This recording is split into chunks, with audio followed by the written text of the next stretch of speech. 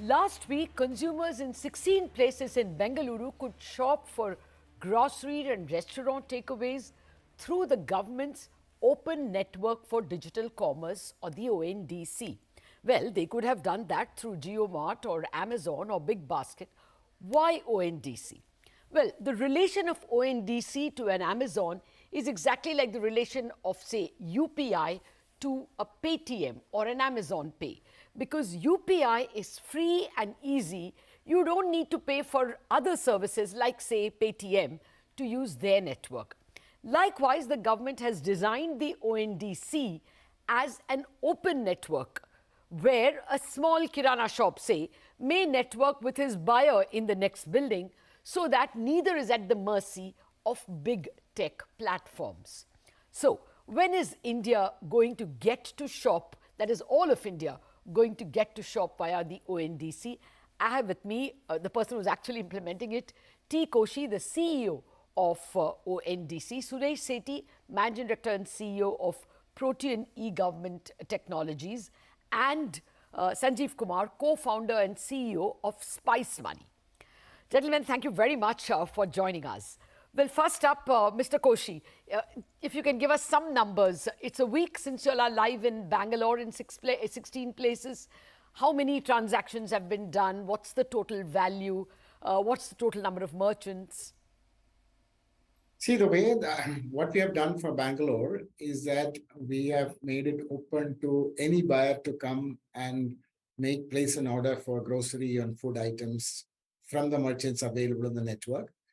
We have about 6 buyer platforms and 12 seller platforms and 3 logistics platforms already live, with today about 500 odd merchants that is there. And we have now announced to the public, and gradually, as to be very honest, on a day probably about 100 plus transactions are taking place, some days more, and then people are just trying to figure out. The whole idea of this beta testing is enable people to come and test it out and give us feedback on what are the challenges that is being faced.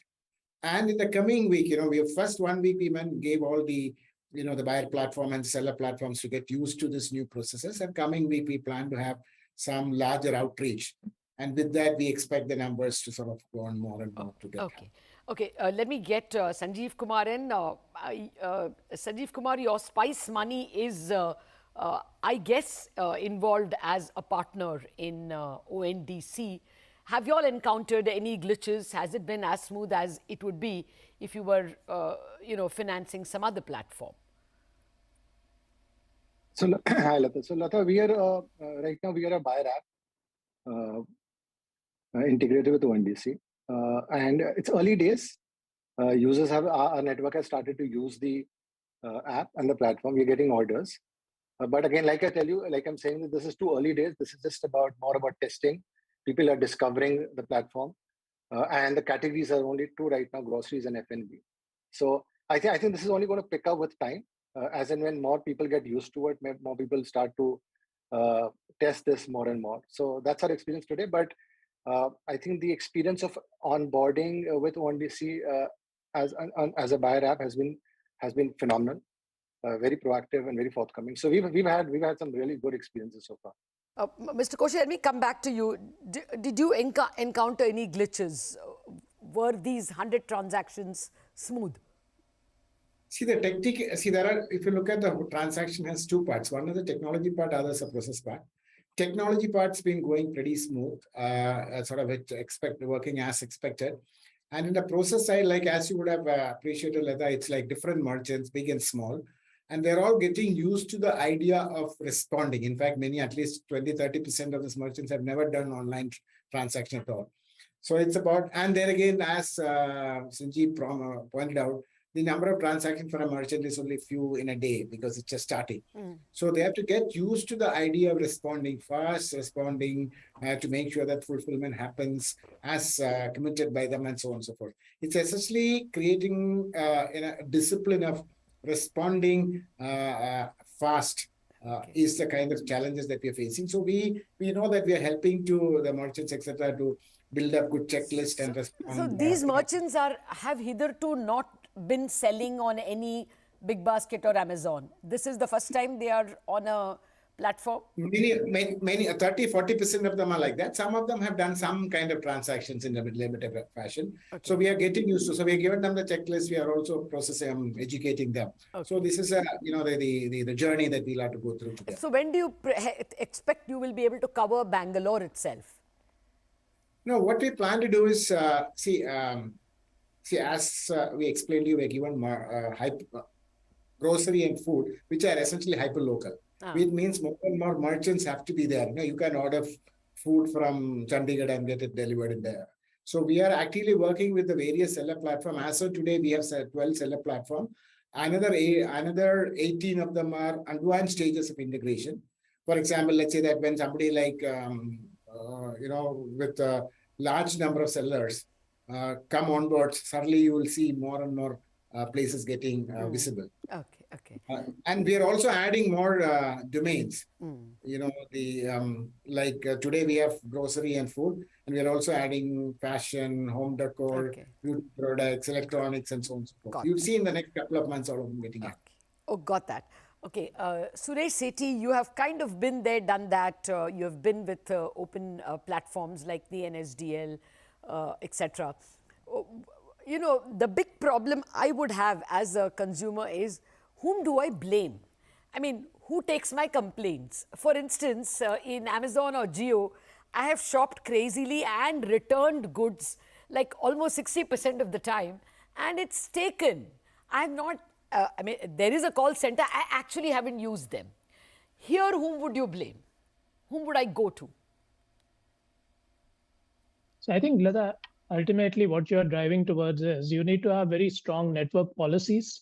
So as the market participants, as we call them, the buyers and the sellers, when they are engaging with an open network like this, which is not platform centric in nature, so you don't have a platform owner end to end where the buyers and sellers are sitting on the same application, a strong governance has to be enabled, which means that on one side, the sellers enter into some very clearly and well-defined agreements with the network.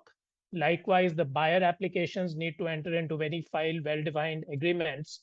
And largely the play would be also ensuring that there is technology and digital at play to enable the underlying ecosystem of very clearly showing the state of the orders, the delivery, the payment and settlements processes have to be embedded in that. And likewise, the current infrastructure of returns if you don't find the goods in order, if you want to do refunds, the chargeback mechanisms. So a lot of the current capabilities which are existing out there in overall systems and ecosystems, they are being embedded and brought into the ONDC ecosystem.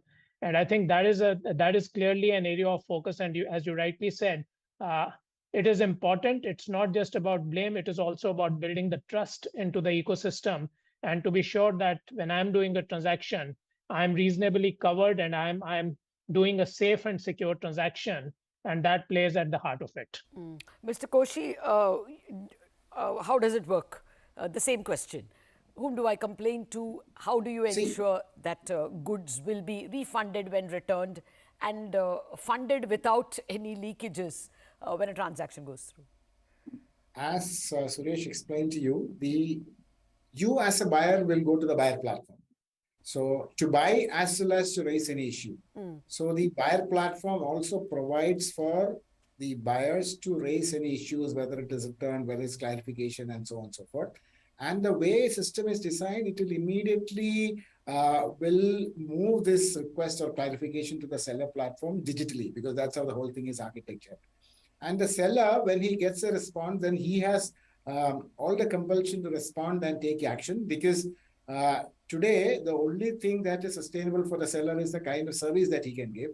And the network-wide reputation that we are going to, we have already instituted, and it will be published soon once you have some transactions that are coming, will ensure that if he doesn't, behave the way that is expected, it will be a big challenge. So without going too much into detail, let me just highlight one point, that we have actually developed a very detailed documentation on the whole process of building trust in the network. And that has been published for public consultation in our website last week. And many people have started going through and giving it feedback. And you're all open to do that. And as of now, the whole checks and balances that has been explained in this consultative paper has been very well acknowledged by the people in the industry and the users. Okay, no, but what is the short answer? If I return a good, is ONDC responsible for ensuring that my money is funded back? Is the particular platform through which I am going responsible? Who is the call center who picks up? The call center who picks up is your buyer application, because you cannot be one central sitting on solving the whole problem from the country. The way it is designed, each buyer application is the entity which is responsible for responding to any issues raised by the buyer, and who in turn will give it to the relevant seller or logistics provider and so on and so forth. Okay. So in that case, would it be that the Amazons and the Geos and the, big baskets come and become clients or become sellers, platforms in ONDC itself? That question after the break, and I think that's a very important question, so stay with us.